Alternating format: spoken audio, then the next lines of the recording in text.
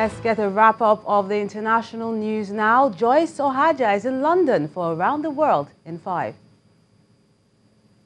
Good evening from the Channel's newsroom in London. More than 500 deaths have now been confirmed as a result of Cyclone Idai, but that figure is still expected to climb significantly. The UN says over 1 million people have been affected across Mozambique, Zimbabwe and Malawi. Aid agencies are scrambling to get food and water to the survivors, the situation becoming desperate more than a week after the storm hit. In Mozambique, the official death toll has risen to at least 242 people, according to the government, but many areas remain inundated, and tragically, the counting of the dead will take some time. So we do expect the death toll to rise as progresses. In terms of number of children affected, 840,300 people affected in Malawi. Half of them, we believe, are children. 250,000 people affected in Zimbabwe. Half of them are children, and the same for Mozambique. The UK has an extra 2 weeks to come up with a Brexit plan after the European Union agreed to defer the country's departure with conditions. An extension has been granted until May the 22nd, only if Parliament agrees to the deal on the table. If lawmakers reject it for a third time, a hard deadline for Brexit has been set for April the 12th. I hope we can all agree we are now at the moment of decision. And I will make every effort to ensure that we are able to leave with a deal and move our country forward. The UK government will still have a choice of a deal, no deal, a long extension, or revoking Article 50. The 12th of April is a key date in terms of the UK deciding whether to hold European Parliament elections. If it has now decided to do so by then, the option of a long extension will automatically become impossible. 2-minute silence has been held in New Zealand, and people of all faiths gathered for Friday prayers to mark 1 week since the mass shooting in Christchurch. Hayya ala salah, hayya ala salah.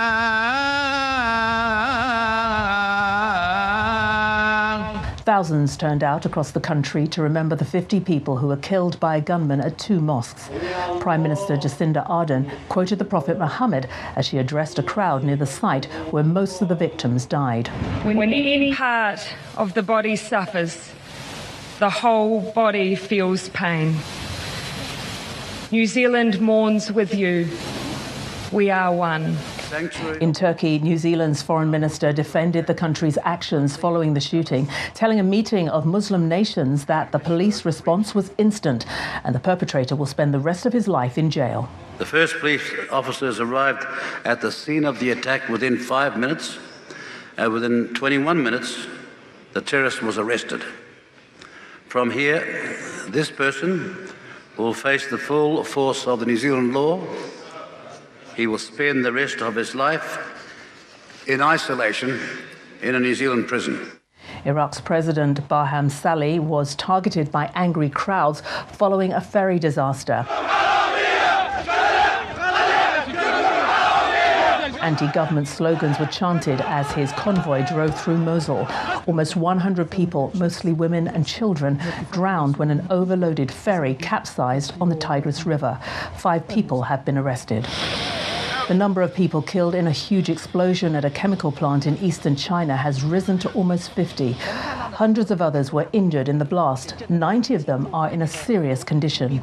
Windows in buildings as far as 3 miles away were blown out by the force of the explosion. President Trump has come under fire for saying it's time to recognize Israel's sovereignty over the Golan Heights. Syria condemned the comments as irresponsible. Russia says it hopes the call won't be enacted, and Palestinians express their anger. What we're witnessing is a total change of course in American policy in this region. And those who believe that they can count on their security and existence on such policies, they are wrong. South Korea says it's not linking the North's decision to withdraw from the Joint Liaison Office to the failed U.S. summit in Vietnam. The building, which was opened last year, allowed regular communication between the two countries. Seoul says it regrets the decision and is urging staff from the North to return as soon as possible.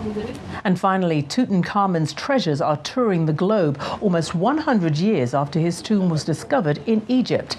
In a rare move, Cairo is loaning 150 artifacts, making this the largest exhibition of its kind. Opening in Paris, highlights include a life-size guardian statue that was found at the entrance of his burial chamber. And that's your international news around the world in 5. Many thanks, Joyce. Aya will be telling us how many Nigerians will be participating in the wrestling championship on Sports News.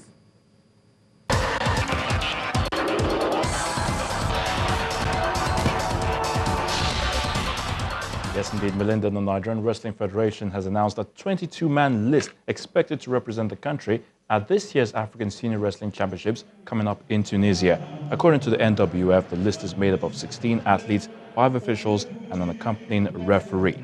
The list, which is headlined by 8-time African champion Blessing Oborodudu, also has Commonwealth champions Oduanya Adekunroye and Aminat Adeni, as well as Mercy Genesis. The Super Eagles of Nigeria have ended their campaign of the 2019 AFCON qualifying series with a comfortable victory. The 3-time African champions defeated lowly rated Seychelles 3-1 in their final group game at the Stephen Keshi International Stadium in Delta State. Johnny Gallo put Nigeria in front via a penalty to take his goal haul to 6, but Rudy Melanie equalized for the Seychelles. Henry Onyekuru scored Nigeria's second goal before substitute Moses Simon sealed victory in injury time. Francis Uzoho kept storming out, leaving it open and leaving his goal open. And Rodi astonishing equalizer. Neymar has been charged by UEFA with insulting match officials following a PSG's Champions League exit at the hands of Manchester United Football Club. Marcus Rashford's spot kick in the 4th minute of stoppage time secured an impressive 3-1 away victory for United that meant that they progressed on away goals at the expense of PSG. And that's wrap on Sports News. The news at 10 continues shortly.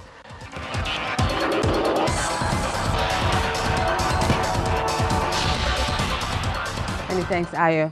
And the main news again.